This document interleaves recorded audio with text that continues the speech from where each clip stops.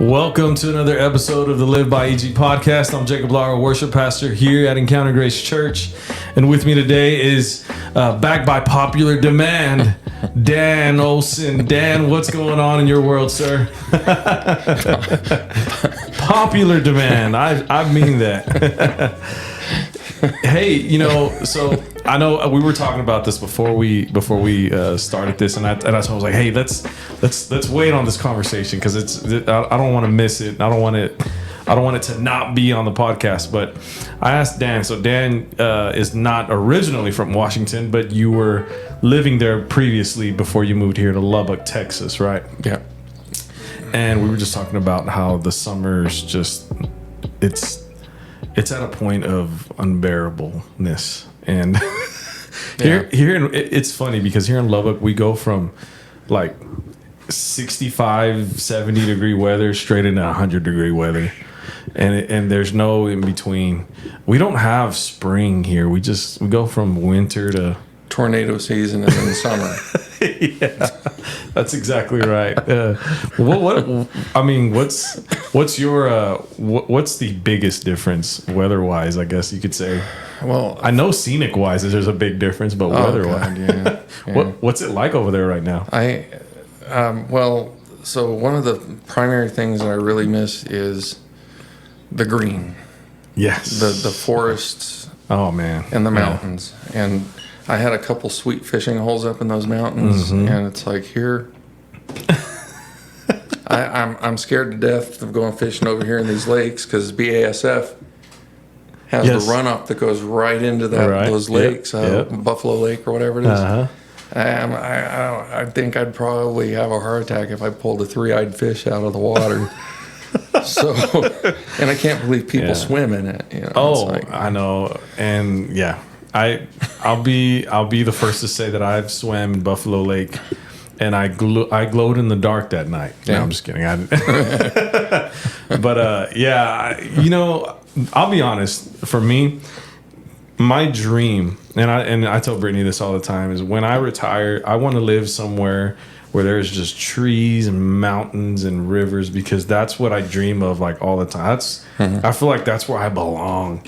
But I was born here in West Texas, and so I got to put up with tumbleweeds and dirt. And you know what's funny about tumbleweeds is somebody, I can't remember who told me this, but somebody knew someone who wasn't from Texas. They were from like somewhere northeast,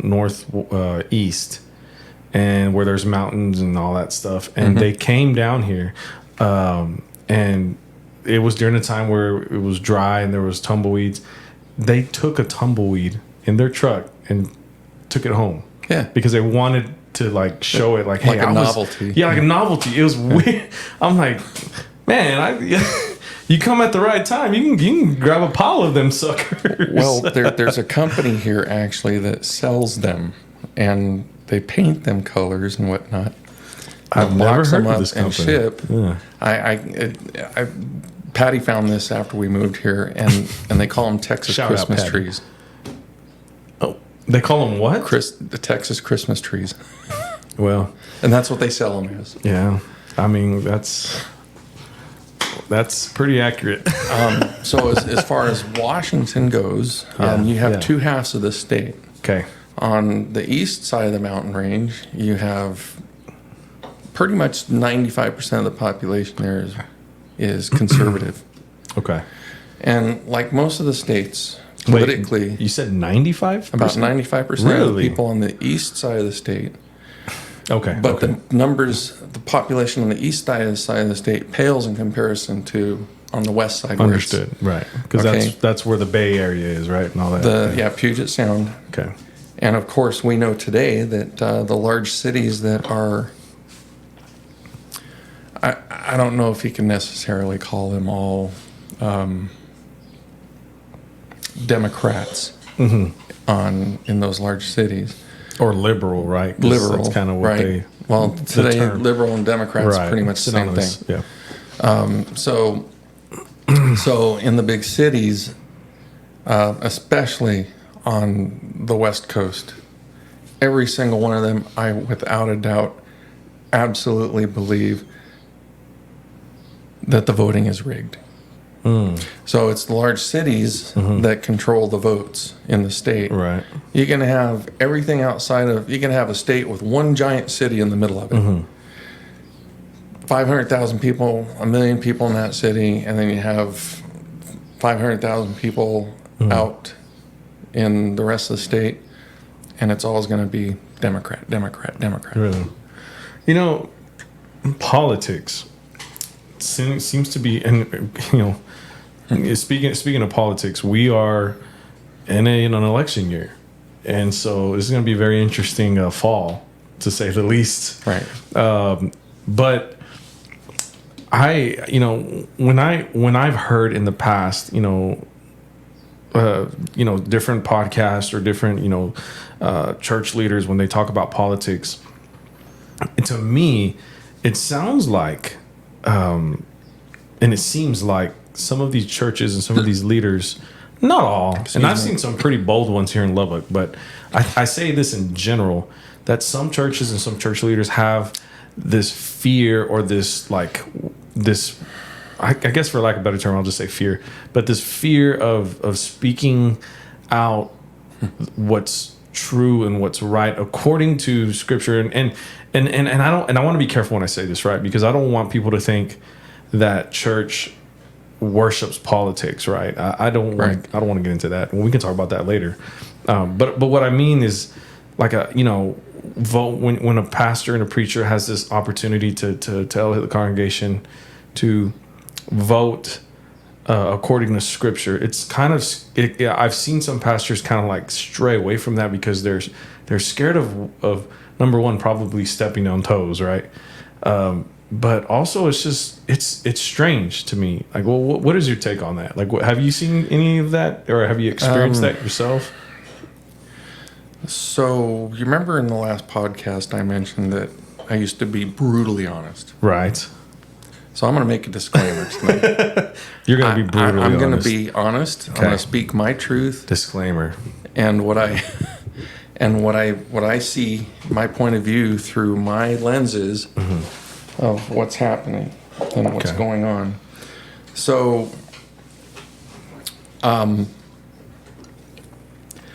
we've run into a problem here where people are terrified to speak the truth.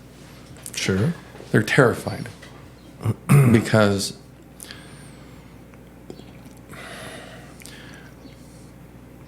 most people are afraid to not have a friend. They can have 10 friends, 20 friends, but they are scared to death to lose that one or two friends that might not agree with their opinion or what they say, right? Their point of view, their belief, whatever. So if you look at today, we have way too many churches. Pastor Czar made a comment of what church was that? They just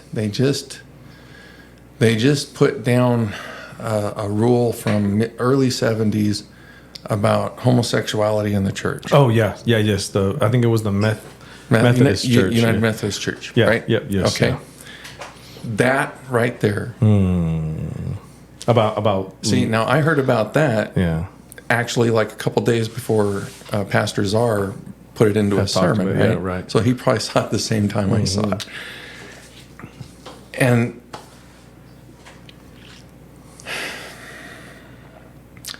okay, that's an abomination right there. That is the spirit of religion, straight up. Well, for those that don't know what we're talking about, can you explain what happened with the United Methodist Church? Some people may not know what we're talking about. So I don't know the details. I try not to get into those details on that kind of stuff. But apparently they had rules on their books for pastorships and worshipers, right? Clergy rule and worshiper rules that they didn't allow homosexuality, period. It just wasn't there. Right. And then what? We have the last 3.5 years of nothing but pressure politically on the mainstream media from LGBTQ and whatever other A, B, C, D, F, G's they've put behind it. Right. And a lot of churches are being pressured now. And I can see why some of the churches would flip like that, because maybe they're afraid of getting sued. But good luck with that, because the guy in Colorado that bakes cakes, or was that Portland? It was Colorado, who bakes cakes, and a gay couple said, "We want you to bake us a cake," and he said, "No, not doing it. Sorry, against my religion." Lawsuit, and he won. He beat these two. Yep. Right? I remember that. Yeah. He won the case. There's case law established right there. Right there, yeah. Period. Businesses have always been able to serve who they want to serve. If you walked in with your hat backwards into my donut shop, I could say, "Hey, you put that hat the right way there, or get out." Right. And you're going to be going, "What?" I go, "Get out." And you're like going, "Whatever, man."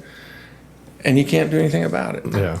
You can refuse the right to serve. Right to service, right? Anybody can. And it sounds crazy, but it is a part of the law. You know, not a lot of people know that. But yeah, I mean, let's talk about this for a second, since we're on the topic of LGBTQ, RSTUV, WX, Y, and Z. Yeah, those. Sorry, and I say that, you know, Pride Month. Yes, Pride Month. It's June, and you see the. First of all, it still boggles my mind. Well, I think I understand why they use the rainbow, but it still bothers me that they use the rainbow, because I'm just like, the rainbow. It really has it has biblically, it has a definition, and it's a promise from the Lord. It has nothing to do with spectrums, or however you want to say that. It was to Noah, wasn't it? It was to Noah and to the world, it's a reminder, new world. Yeah. And so but anyways, we're talking about Pride Month, and I see how it's impacted the church, right? You've just mentioned how some churches now are, in essence, folded their knee, or however you want to say that. Bent their knee. Sorry, folded their knee.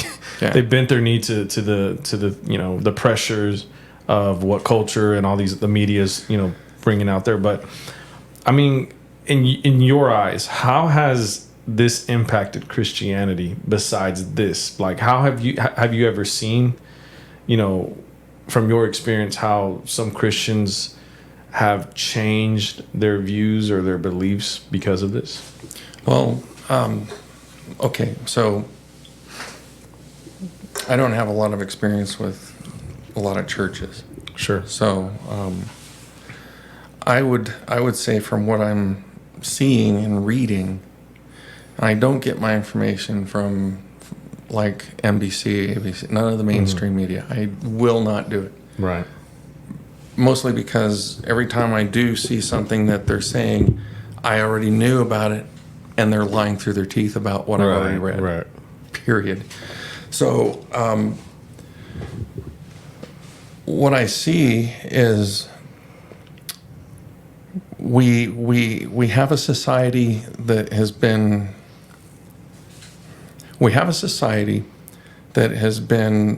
whipped down to spineless people who will not stand up to the truth and say the truth, because they're afraid that they'll suffer some kind of ramification from actually saying the truth.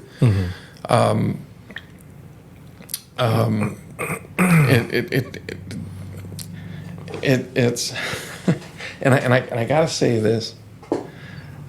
I think it's more prevalent than a lot of people think in the churches, and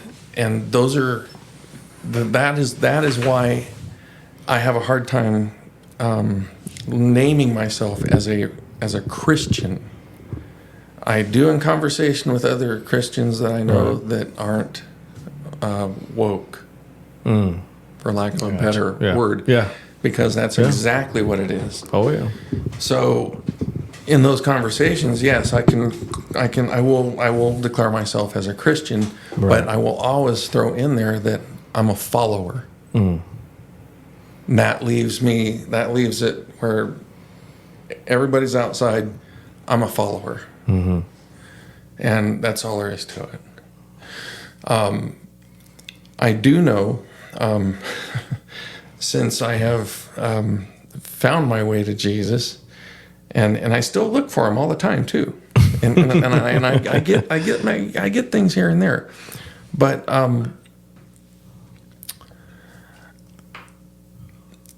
what we're seeing is we're seeing spirit influences. Just, going crazy. And they're going nuts right now. I do think Satan has lost the spiritual war. And now it's forced down on the physical world, which is the final field, right? Right. So, unleash the hounds of war, to say a famous quote. Let loose the hounds of war. And that's what Satan's done. All their minions and cronies on this planet are now literally doing things out in the open. Oh yeah. Just not good stuff. Beyonce, for instance, is now actually turned to doing witchcraft stuff in her concerts. And people are coming out of those concerts going, I don't remember the concert. What's up with that? That's crazy. Yeah. I haven't looked into that, but man. Yeah. Well, I have seen, now that you mention it, I have seen that some of these concerts, they're doing like AI technology, and it shows like images of like, satanic images and weird stuff. And I'm like, man, like, they're not even trying to hide it now. They're just putting it out there in the open. And so triangles, swirls, the pentagram and all that stuff. The pentagram, demonic faces. It's just and to me, crazy. I feel like all that stuff is these spirits, because that's what it is. We wrestle not against flesh and blood, right? And I feel like these spirits have become so bold in putting out this stuff because the church is catering to these things. The church has almost lost its leg in the political realm, in political world. Now, I don't want to sound like that Christian that thinks that God is, or that Jesus is Republican, or Democrat, whatever. That's not where I'm getting at. What I am saying, though, is the church used to have a huge influence in our culture, even in politics. Yep, exactly. And it's like we have completely lost our luster, our glow, our impact. Yep. We've lost it because, and I truly believe this, and I say this, I say this with sincerity and love, but I feel like the church has gotten so obsessed with just, looking flashy and pretty on Sundays that we are completely leaving out what church is really about. And it has nothing to do with just, or it doesn't have everything to do with just having a lights, camera, action service on a Sunday. Right. It's getting your hands dirty Monday, Tuesday, Wednesday. It's reading your word. It's becoming a disciple and an impact everywhere you go. Jesus, before he left this earth, he said, I want you to baptize. I want you to go and make disciples, not church members or church followers or Christians. Christian wasn't even a term. I can't even find necessarily a term other than follower that's synonymous with Christian. But Jesus didn't say go and make followers. He said go and make disciples. Yeah. And I feel like we've, and I say we, I'm not accusing, Encounter Grace or any specific, because I know that not every church gets it right. But I know the Church of America is really in a weird spot right now. Yeah. And it's sad to say that, when you see stuff like this, like Pride Month, you can't help but think, what is the church doing to how are we standing up in this type of thing? Because I know that technically the church doesn't have the political power to stop Pride Month, right? But let me debatable. But let me say this. This. Yeah, you're right. It is debatable. But how can we address these things? How do we approach? Because here's the thing: is I look at what the church has done in the past, right? And there's been this. It's a prideful stance of, this is wrong and you're wrong. But then there's this way that Jesus went about things. And people were drawn to, no, let me rephrase that. Sinners were drawn to Jesus. And I feel like that's who he went after. That's who we want to reflect, right? Right. Now, obviously, not everybody's going to want Jesus. So I'm not sitting here saying, that if we just look more like Jesus, every LGBTQ person will come. Can that happen? Sure. But it's very obvious that not everybody wants Jesus. But my question to you is, how do we navigate this? How do we, as a church, approach those individuals as Christians? How do we do this? Well, what's your opinion on it? So that's what. Let's see. I'm skipping around. I'm sorry. Yeah, you are. Okay, so navigating this. All right. So for some, it's almost impossible. Going back to a previous question, we have been divided all the way down to the family. Period. That's it. And you know the scriptures about children are supposed to honor their parents and so on and their elders, right? We don't get that anymore. Yeah. And you're very lucky if you do. True. Very true. Yeah. Or else my own son wouldn't have shotgunned me in the face about something I wrote up and posted in our family chat. Okay. Well, that's aside from my son. But yeah. That's between me and him. But it's almost impossible with some of these people. They are so ingrained into whatever it is they believe. And a lot of that, well, they've fallen so far down the hole of deception. And one of Satan's greatest tools is deception. And then when you're deceived, here's the top of that rabbit hole. You're deceived once, you're deceived twice, 3 times, and it just keeps cascading right down, all the way down to hell, right? Yeah. And that's the objective of Satan. I want you so messed up that you'll never, ever want to go to Jesus, say his name, and I want you irritated every time somebody talks to you about God or Jesus Christ. Right.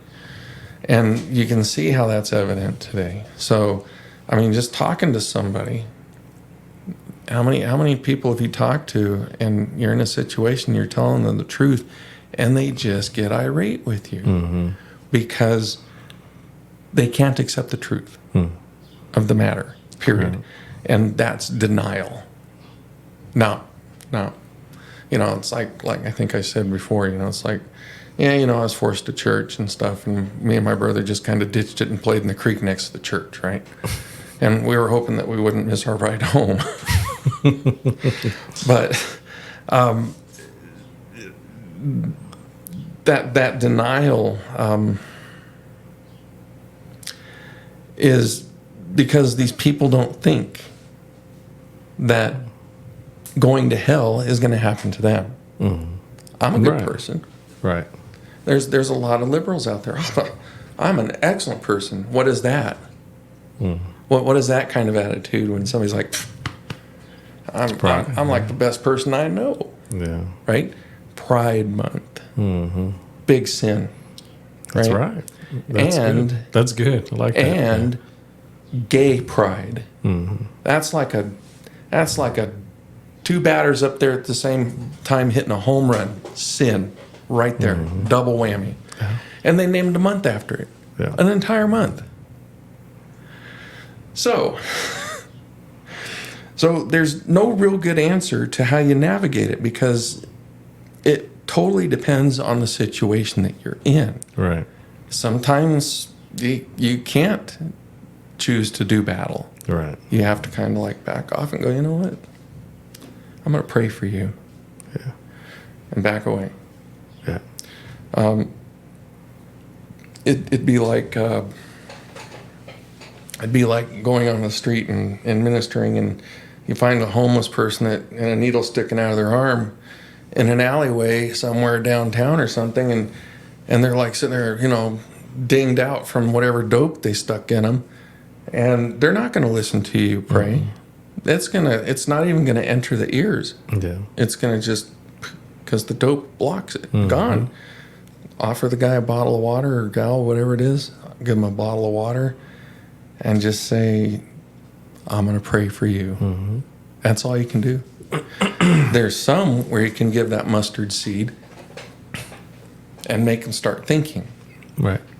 And sometimes, actually I think more frequently than people think, you can totally run into somebody who is very adamant and argumentative with you about your belief. But eventually, that little thought's going to pop up in their head, and they're going to go, that's what Jacob talked about. He mentioned that. And then those gears are going to start cranking, right? And hopefully they crank to where they go, you know what?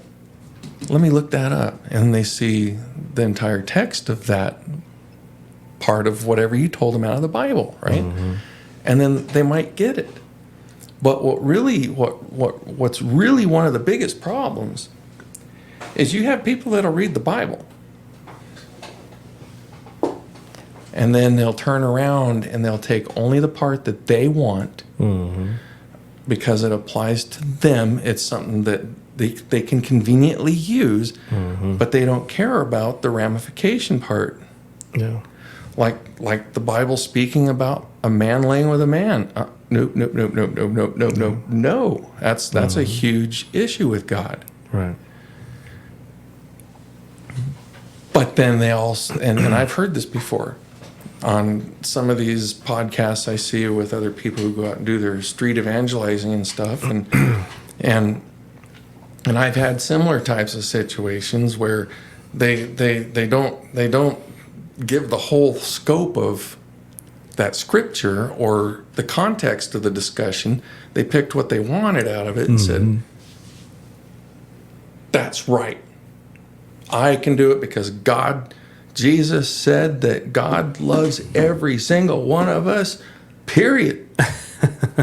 Oh, but you forgot all about the sin stuff. Yeah. Well, let me tell you how to actually fix that. Yeah. That makes me think of a scripture, and I'm going to look it up right now. But I've heard this saying from many individuals from this community, and they'll say, "Well, I was born this way. I've felt. I believe that this was the way God made me." Yeah, and it's funny because you're right. If you don't read the Bible, if you don't study God's word, then it's so easy to take any scripture and apply it and even take it out of its context, right? And it's sad, to say that so many people do this. But I'm going to read out of John chapter 3, And I'm gonna go to John chapter 3 verse. Let's see here if my phone will work with me. John chapter 3, and I'm gonna start with verse 3. Actually, I'm just gonna only read verse 3. John chapter 3 verse 3. And this is Jesus talking to one of the Pharisees. His name's Nicodemus, and they're talking about, and Nicodemus is just inquiring about, what this whole thing is about with Jesus, right? Because he sees the impact, he sees the power. But Jesus says this. I'll read verse 2. It says, "This man came to Jesus by night and said to him, 'Rabbi, we know that you are a teacher come from God. For no one can do these signs that you do unless God is with him.' Jesus answered him, 'Truly, truly, I say to you, unless one is born again, he cannot see the kingdom of God.'" Yep. And then verse 4 says, "Nicodemus said to him, 'How can a man be born when he is old? Can he enter a second time into his mother's womb and be born?' Jesus answered in verse 5, 'Truly, truly, I say to you, unless one is born of water and the Spirit, he cannot enter the kingdom of God. That which is born of the flesh is flesh, and that which is born of the Spirit is spirit.'" Yep. And so I'll stop right there. But there's Jesus explaining it in essence. Yes, you might feel like you were born this way, but that is your flesh. Jesus is calling you to be born again in the Spirit. These it's funny because these guys that say we're woke. If you really are born again, then you are technically woke. Why? Because you've awakened your spirit. But these people have, they use it in a totally not, different way. But you mean awake? Yes. Okay. Yes. Yeah. Awake. Yeah. Woke. The woke, awake, whatever. Well, so the woke is the liberal. That can't get their brain in tune with what's going on. Right. I'm just saying though, like if they really want to know what woke is, right? The real definition of being awake and awoken, it's being born again. Right. And you're seeing life in a different perspective. It's not about you. It's not about pride. It's not about how I was born. Because if that's the case, then man, Dan, I was born a very messed up man. Like you know what I'm saying? Like we can all make a strong case for ourselves to sin. Some people could probably say, "Hey, I was born this way. I crave, beer. I crave weed. I crave sex. I crave all these, and it's all this stuff, Now, don't get me wrong, sex is good as long as it's in confines of marriage. But I mean, I'm talking about, these people that just, do all these things, right? Right. But when you're born of the Spirit, there's something changes, and I think that's important. That these people need to understand is, yes, you may feel like you were born this way, but God is calling you to wake up from the slumber of which you were in, that you were born in. We're born into sin. We're born into this nature. Now, is it fair to in our minds? Probably not, but I promise you, every single one of us would have made the same mistake that Adam and Eve made. We would have done it. You can't tell me there's anybody out there. If you say you wouldn't have, you're lying, because you sinned already. You've messed up even in your mind. So don't tell me that crap that you wouldn't have done it. Yes, you would have. Okay, even the Pope would have done it. Okay, I'm sorry if I'm stepping on toes here, but it's the truth. And we have to understand that we're born into this flesh, this nature to sin, and unfortunately, these individuals feel this way, and so they don't understand God's word, right? They may have never read that, but it breaks my heart. But honestly, I feel like a lot of Christians are used by Satan to discourage these individuals into coming to the church. Why? Because there are people who call themselves Christians. They may believe in God. Matter of fact, they believe everything you and I are saying right now. Right. Except what does Paul say? If I prophesy and speak, words of wisdom, but I have not love, I am a resounding gong. I'm just a noisy thing. So here we are in this debacle where we're trying to figure out how. Yeah, I know these chairs. They're horrible.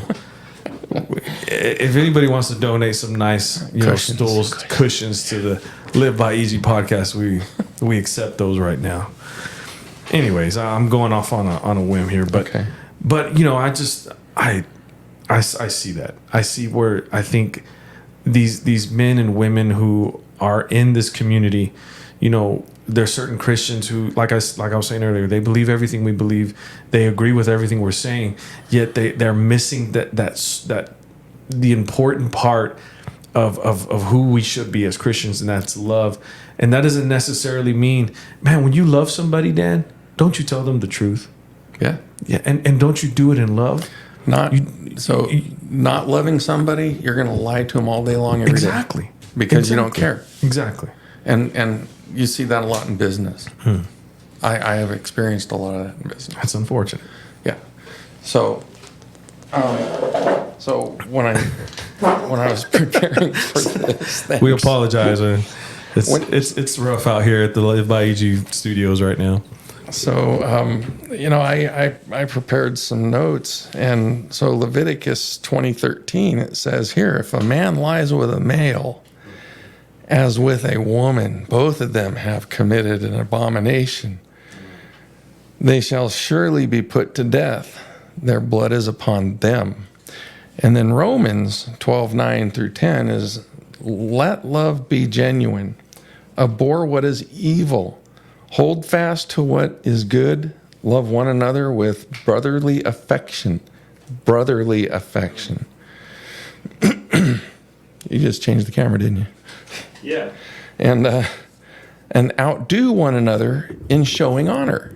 All right. So this is these two scriptures right here are what the LGBT community, doesn't matter if they think they're a cat, a dog, they're homosexual, or whatever they're doing. Right. Even these people who think they're like a cat, or a dog or squirrel or something, or a flying monkey or whatever, know. There's all kinds of Twinkie up in the brain in this world. But these two scriptures basically tell everything about it. It's and what they love to do is they say, oh, let love be genuine, right? Well, and also, how many times in the Bible does it say that God loves you? That's right. And they take that and they twist it. Absolutely. And that's what Satan does. Absolutely. Yeah. Okay. Yeah, you're supposed to love. I can love the sinner as a brother in Jesus or a sister in Jesus. But don't tell me I have to like what you do. That is the difference. And then they get upset with you if you don't accept their sinning ways. And then their argument is always, well, God says, he loves me anyway. Read Leviticus 20:13. Go. You got a Bible? No. I'll send you one. Give me your address, and I'll send you one. And I'll make a note. Leviticus 20:13. But again, in today's world, we are literally treading in swampy waters where we don't know what's under the surface, because at any given moment, it's patriots and conservatives aren't the only ones that own handguns, and you don't know. I mean, you can get a knife. I mean, you can get shanked, or somebody who doesn't like what you're saying pulls that gun and says, "What?" Yeah, like a gangster. It's weird. Yeah, with the holding it. That's the dumbest. So, especially ex-military guys, right? You probably see people do that, and you're like, "Oh God." Yeah, it's like, give me a break.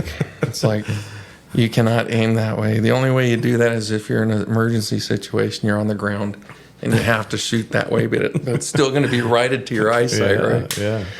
So, so here's a good example, right? So, we watched this Richard Lorenzo. He's a pastor in Florida. Okay. And he travels and evangelizes, and that's where Patty and I went about 3 or 4 weeks ago to Dallas. Okay. We went there and we went to one of his evangelisms. Okay. And this guy is like really genuine. He's a young man. He's done a lot of bad things until he was saved. And he goes out and evangelizes. He literally goes into these Wiccan and New Age shops, and he just casually starts a conversation with them. And he goes, "Hey, did you know that, all this..." And the guy gets them to let him pray for them. Mm-hmm. They'll pray with him. Mm. And it's great. But he gets a lot of resistance too. He'll get kicked out of malls. Oh, wow. Of all places, out of a mall. Probably because some Satanist was like, "Arr," it's like, right, get him out of here. Right. I don't like him. Arr. Get him away. He's a holy man. But this guy was in a mall. Another mall, right? He's been kicked out of a couple. He's been kicked out of some places in Dallas. It's crazy. Believe it or not, Dallas, big blue city right there. Yeah. But he was evangelizing, and he comes up to this minister. I think it was a pastor, and he was wearing his clergy, and he had his collar on, right? Mm-hmm. And he's in his little scooter thingy-mabob, right? Mm-hmm. And he goes, hey. Because the guy's like, riding along on his, whatever, moped. Motocicle. Right? Whatever you call it. Don't ask me. Pastor Fernando's going to get mad at me for this one, but I couldn't tell you. You're probably closer than what I would say. Probably. Cycle, right? Okay, but the little electric scooters, right? And he's cruising along, and this Pastor Lorenzo sees him, and this pastor has painted fingernails. And he goes, hey, sir, you mind if I ask? He's like, oh, yeah. So he starts talking with him. Uh-huh. And Patty's like, you got to see this. So I go, come out of my office. And I'm like, oh, God, really? This guy's a pastor? Oh, my God. Please. I literally said, please, Lord, like a couple times. I'm like, it's like, you got to be kidding me. And Pastor Lorenzo asked him straight up. He goes, do you believe that you've been saved? Oh, yeah. Oh, yep, I'm saved. Oh, yeah. And I'm watching this. I'm realizing this guy has makeup on and a little bit of lip shade. And I'm sitting there going, this guy is like as gay as a, $4 bill. It's like, I'm sorry. I've never heard that before, but well, I understood the joke. It used to be as queer as like a $4 bill, right, or a $3 bill, so. But queer is not politically acceptable today. Right. You can't call somebody queer when actually the original meaning of queer was strange. Right. Well, you were strange. It's just like gay. Gay wasn't what it is today. It meant happy. Yeah. Being happy. Yeah. Yeah. Good cheer. Yeah. So, he asks if he can pray for him to be saved, and he's like, "Oh no. And I'm like, wow. And that's preaching in a church. Yeah. And we wonder why. And that's through the spirit of religion. Mm-hmm. And the one that controls the spirit of religion is actually some thing that controls quite a few functions of the evil spirit agenda and whatever you want to call them, entities out there, right? Right. And that's Jezebel. What is Jezebel? Jezebel has to do with pride. Yeah. Gay Pride Month. Yeah. Hello. Jezebel has to do with sex. Well, guess what? Leviticus 20:13, right there. 20:13, right there. And, of course, adultery falls under that. These different spirits that pull our strings, unless you know how to deal with them and either have them cast out or have the Holy Spirit remove them for you in your prayers. So it's the current situation today in this country is nobody knows what the truth really is anymore, because there's so many different stories out there. You can find different versions of whatever subject, and they'll contradict each other all over the place.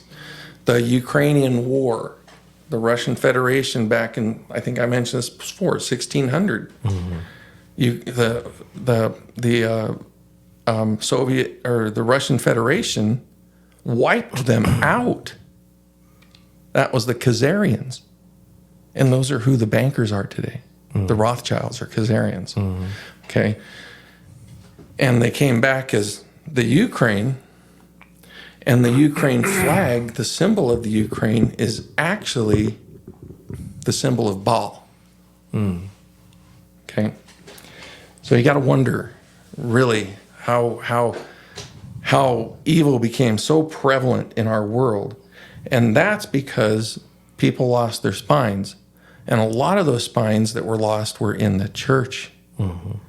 They weren't willing to. You get some of these mega churches. Yeah. Okay. What are they? What are they? There's nothing humble about that. They might donate $1 million or $2 million here a year out of the 50 or 60 million that they make worldwide. Okay, so yeah, I can buy a baseball or a football field and have a church in it or a stadium. Okay, well, that's great. Do you really need to do that? Modular. Just honestly, I would just open up branches and say, hey, it's closer to your neighborhood. Excellent pastor, trained right here. Praise the Lord. Man, that's a really good topic, honestly, because that's been something that I've discussed with with my dad and with other ministers, because it's you see where supports and funding can go, and you can get kind of heartbroken on the fact that it's spent on some stuff that you're kind of like, is that necessary? Right. But I think it kind of goes back to what we were talking about, the church losing its impact. I think what's happened is churches, and big or small, because I've seen even smaller churches where numbers are the goal. Right. Numbers are the goal, because, I remember years ago we went to this church training deal, and great pastor, nothing that I can say I've ever, seen him do anything wrong, at least up till now, but I can't even remember his name right now, but he's a great church. Church is growing. Matter of fact, the church building's probably about as big as ours, but they run like almost 1,000 people. They run several services, and but he said something that kind of like it made me think, like, is that where we're at right now? Because he said, I know this sounds mega churchy. He said, but growth if you're not growing in numbers as a church, then you're not growing. And he said, and I know that's a hard pill to swallow, but he said that's the business model. Yeah. And I get what he was saying. Don't get me wrong. I get what he was saying. It was a seminar about how to grow your church. But when he said that, my spirit just wasn't settled right. It didn't sound right. It didn't sound right to me. I mean, I understood what he was saying, and I couldn't agree more in the aspect of, hey, you want your church to grow because you want people to come. But it's just what's the heart behind that? Because if we're just interested in growing numbers, then where's the discipling happening? Because that's kind of what you were saying in essence, right? Mm-hmm. Instead of filling a baseball stadium, why don't you support different ministries and say, hey, this is a pastor that you can really get your feet on some solid ground and get some really good sound doctrine and learn and grow in your faith, right? Because ultimately that's what we want. That's what we want for the LGBTQ community. We want them to come to the faith. We want them to come to Jesus. But how I think we're failing because there's not enough disciples. We have Christians. We have radical Christians, right? Mm-hmm. We have radical Christians that will, go into these, these parades and do some pretty, bold and courageous stuff. My question is, are we opening up opportunities to disciple? Are we opening up opportunities to share the gospel, or are we trying to? Because here's the God honest truth: I can't shove Jesus down somebody's throat. Right. But what I can do is love them to a place where maybe the pride can settle down. Remember that mustard seed. Yeah. And I'll never forget that story you told me last podcast about the guy that pulled over and he was angry. The gorilla. The gorilla. but you countered his attitude with love. And maybe not love per se in a huggy, lovey-dovey way, but love the Christ way. You were patient, you were kind, you were gentle. Yep. You lived it out, and I think that's what this, not only the LGBTQ community, but I think that's what these people need to see, is they need to see an authentic, real church. Because I looked up this deal many years ago, and this guy from Europe, he toured churches all around America. And then he went back and wrote about it, and he toured mega churches. That was his thing, because mega churches are a phenomenon in Europe. Like Europe doesn't have that, and at least from back in the early 2000s. And so he wrote back and wrote a blog, and he said that he tried to speak to the leaders of every single one of these churches, but he was only successful with one. And it was in California. It was called Saddleback Church. I think there's still a thing. San Diego County. Yeah. Yes. El Cajon. Yeah.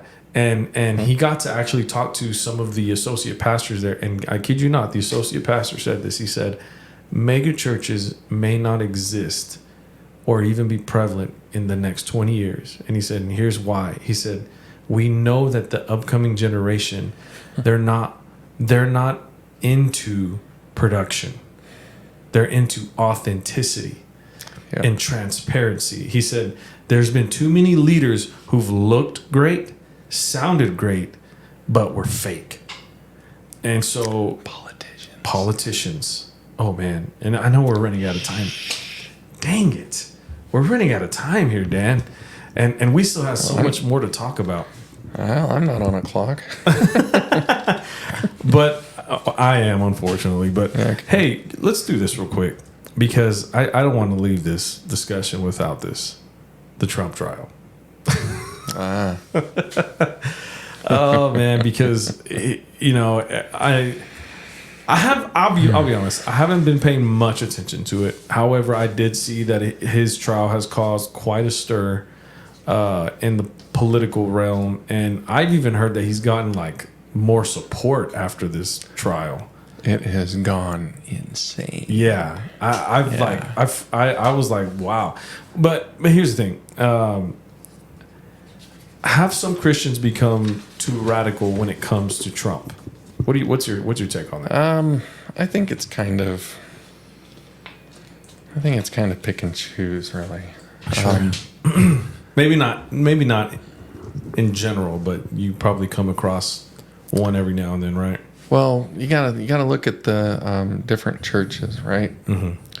And depending on the church, if it's woke or conservative, or in between, you're going to get a mixed bag, because liberals will go to the same church that conservatives go to. Right. So when it comes to radicalized worship, let's use that instead of Christianity. Right. So I don't think that Americans in general are going to go religious fanaticism on the government, because we have seen too much of that in Islam. Okay, that's an interesting take. Yeah, and realistically, Islam is not. I mean, it's classified as a world religion, but it's a cult. It's a cult, and we don't want to be like that. I'm tied into a couple patriot groups. I mean, like nationwide things. Sure. And none of them. I mean, when I first moved here at the end of 2020, in some of those groups, I would see people posting, "We need to stand up and start shooting back. I'm so tired of this oppression from our government," and blah, blah, blah, blah, blah. And I'm sitting here going, I don't think it's quite, the good humor guy time right now. So, I just kind of like, whatever. Yeah. So there are some radicals out there. Sure. Whether the guy was Christian, I don't know. He could have been a worshiper of Odin, for all I know. Or, the Jezebel. Whatever. But I think that the majority of actually just about, I would say 95%, if not more, of the patriot movement are what they call themselves as Christians. Okay. There's probably some others in there from different countries that were born here and their parents became citizens, things like that, right? Right. But for the most part, the people who are awake to the political situation in this country, who believe in the Lord Jesus and our Father, they're not the type that's going to just sit there and, grab their ugly little friend and start shooting people because they're tired of all this baloney, or just let's get the band together and let's go to DC and do something. It's like or to the Capitol building and let's do something there. Right. Just to show them how much we dislike them. Let's shoot a couple people. Yeah. Not like that. Not like that. Right. In fact, in this group,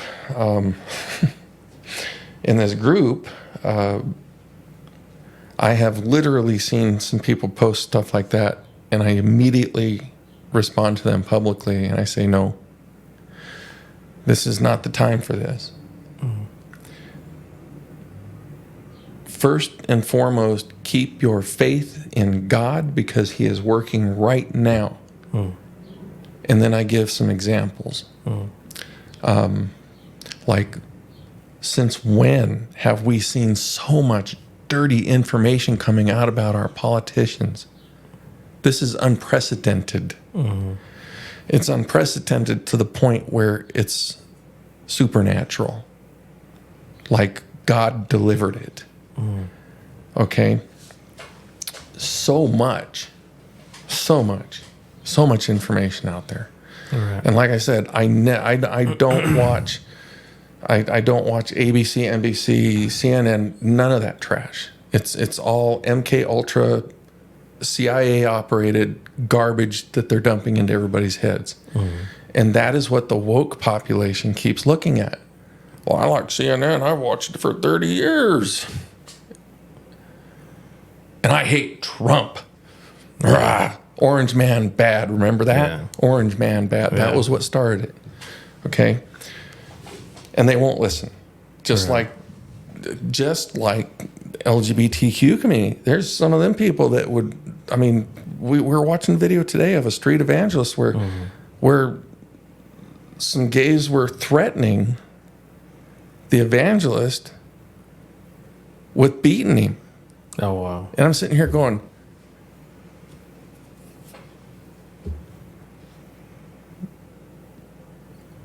gay people are like, that's radicalized right there. Yeah. That's radicalization. Right.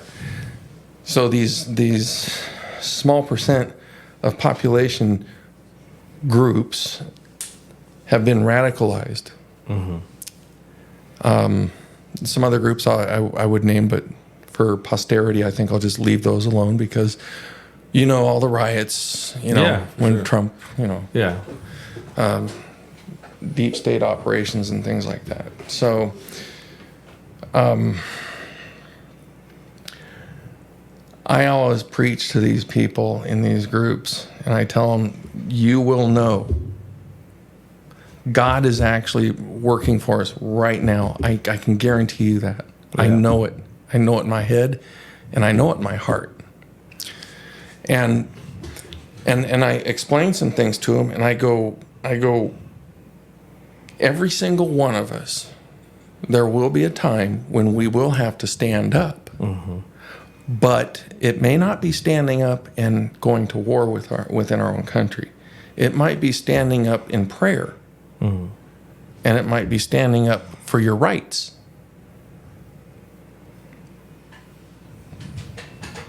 And, it very well could be where there's going to be some shootouts. I have some information here that I brought. So UNESCO is a UN agency. And they were the ones who orchestrated, they trained and planned the attack on Israel from Gaza. They support Gaza, okay? UNESCO is also at the Darien Gap in South America. Do you know what the Darien Gap is? No. Okay. You watch ABC or something, right? I don't even watch news, I'll be honest with you. So the Darien Gap is a place in South America. I can't remember exactly which country, but it's down at the bottom of the funnel there, right before. And it's called the Gap because the main highway that goes out of whatever country it is from the south. My geography down there sucks. So comes south and it hits a huge mountain range. It's like impassable except by foot. And then on the opposite side of it is the Darien Gap. That gap in the mountain range is the Darien Gap. Well, the UN and the Red Cross, UNESCO and the Red Cross, and a couple other private entities that are working for the government are literally handing out cell phones, maps, bus tickets, everything to ship all these people up here. So we've had bridges destroyed, one on the East Coast, right? Well, how does 20 or 30 cargo barges on the Ohio River suddenly just get loose? Okay, hit a couple bridges, didn't knock them down or anything, but it made them have to shut down and inspect them, and eventually they opened back up. But somebody's doing this. Right. We have infiltrators here because of that border, and that southern border is nothing compared to what they're planning from the north. Guarantee it. Guarantee it. Attacks on our military bases in our own country. Vans, explosives, Marine Corps bases, Quantico, big Marine Corps base, and that's where all the officers are trained for the Marines. Couple Army bases, I can't remember the names, but there was a couple, you could look it up. This is stuff that's not being reported either. I heard a blip about this like about a month ago, and then I heard a lot more detail about it like about a week and a half ago. about these attacks. An estimated 1 million known foreign agents are in this country right now. Oh, wow. That's an estimate. 1 million.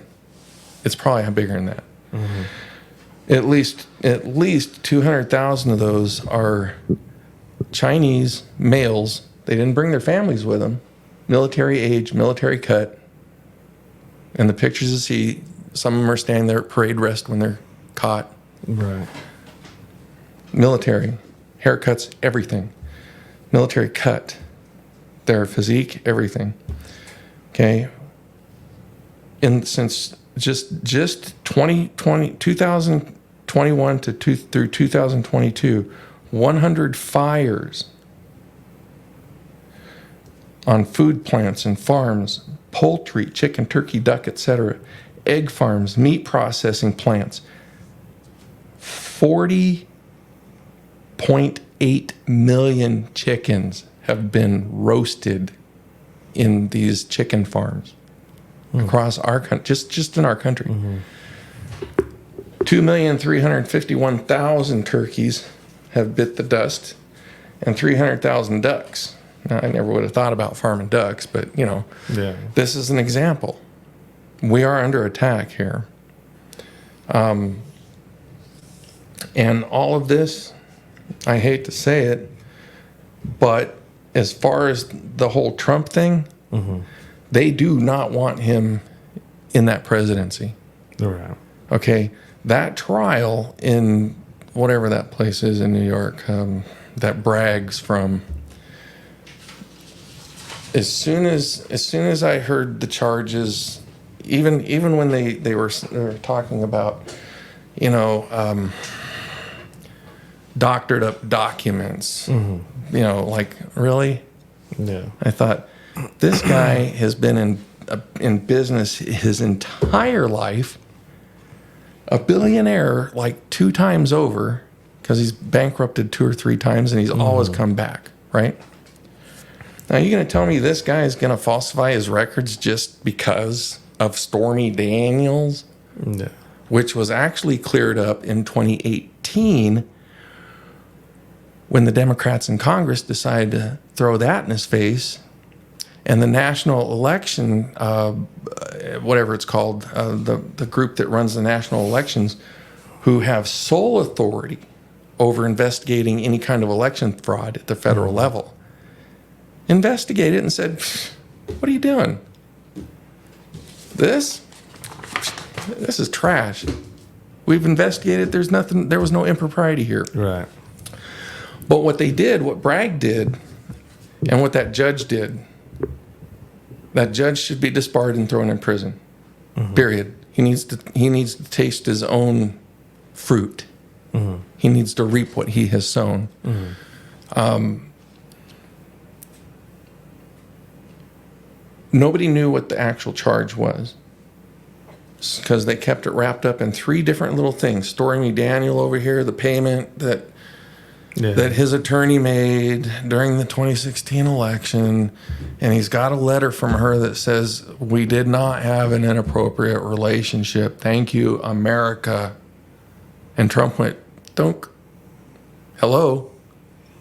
She's not a witness. Hello. Yeah.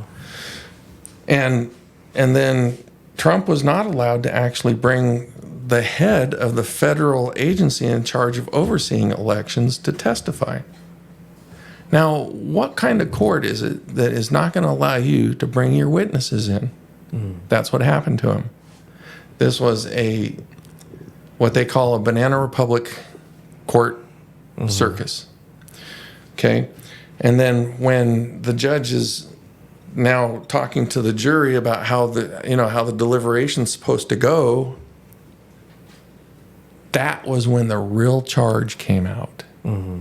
Everything else was fluff and garbage, all meant to make it look like there was some kind of impropriety. But what they were really trying him on was something that they were not allowed to do at the state level, and that was cleared up in 2018. Mm-hmm. The Stormy Daniel thing was their main crux of the whole case, and a bunch of other, like, he forged his documents for his election and blah, blah, blah. What they were really charging him with, that they wouldn't even tell him about it. And you're supposed to be told about what kind of crime he supposedly had done that you're being tried on. They didn't do that. Constitutional. All of it was constitutional. I mean, this trash is going to get thrown out. Right. Guarantee it. But the judge, when he was given the jury instructions, then said what the real charge was that they were going after, which was federal election crime of falsifying a payment out of election funds. And he didn't do that. He didn't do it. So this is an example of evil in our country.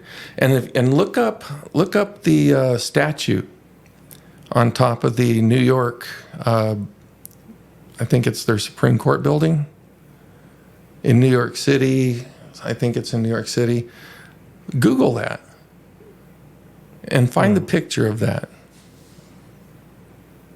They took down the statue of Moses and they replaced it with an idol. It's a demonic idol. So that tells you exactly where the New York legal system is going, or where it has gone. They don't care. And the problem with this thing with Trump is, and he has said this, that they're not coming after him. They're making an example out of him. They're coming after you, us. Right. They can trump up all the charges. If you were accused of something that they made up just erroneously, just so they could throw you in jail, right? So you like your Reese's peanut butter cups on graham cracker or something, and they didn't like that. Well, I'm going to eat it anyway. Get away from me. And you eat your snack, right? Well,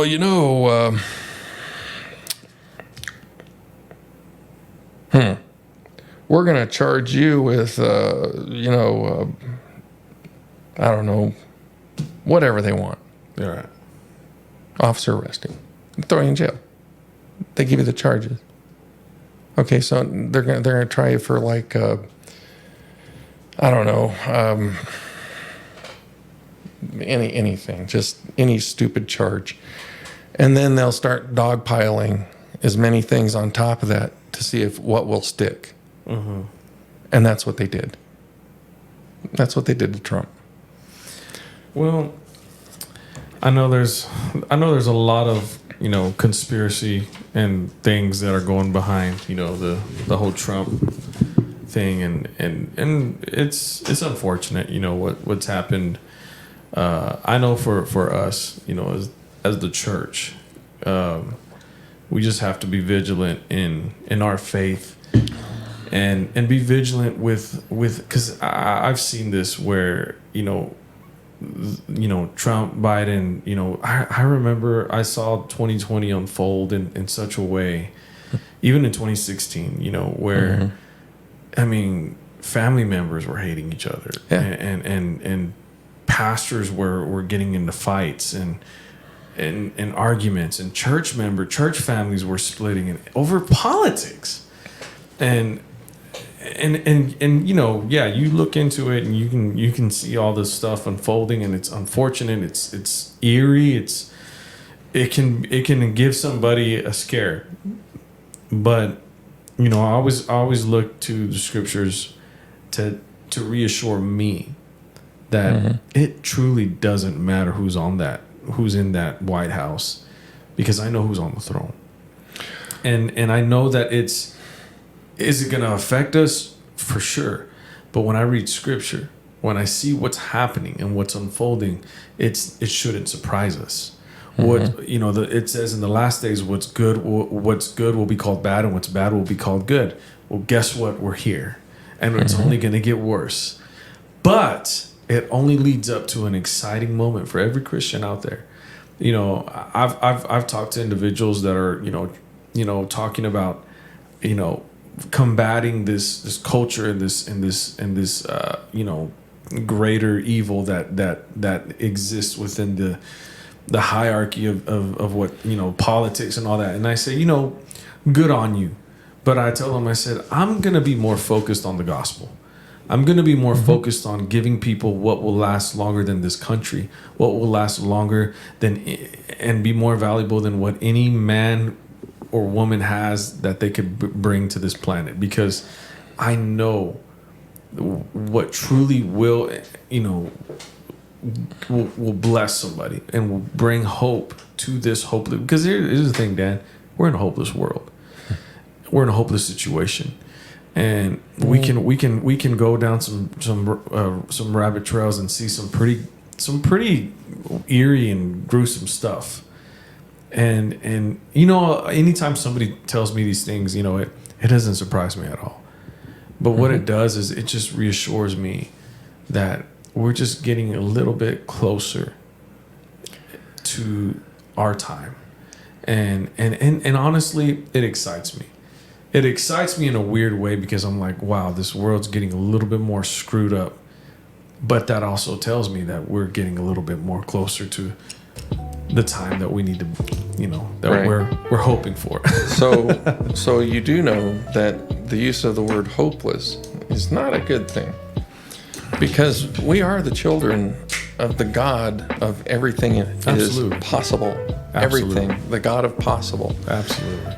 And I honestly think, and this is going to be counter to what you just said, but I do believe there is absolutely hope that God is here and He is working for us. For sure. Yeah. Now, as far as in this world, the leadership that we select is very important. Oh, of course. Because that helps drive the moral compass of the people. And the problem with the government today, they have no more moral compass. There's only a few of them that do. Yeah, unfortunately. They have no moral compass. Unfortunately, yeah. How many billions of dollars have we sent to the Ukraine? Europe and America has sent so much money into the Ukraine, and they don't even know what they're doing. Russia is just stomping them into the dirt. Now, I think Russia was in the right, because I believe I understand exactly what was going on that drove Russia to that war. Right. But supporting the Ukraine, now they're talking, and this was prophesied, that there will be talks of world war and other wars around the world.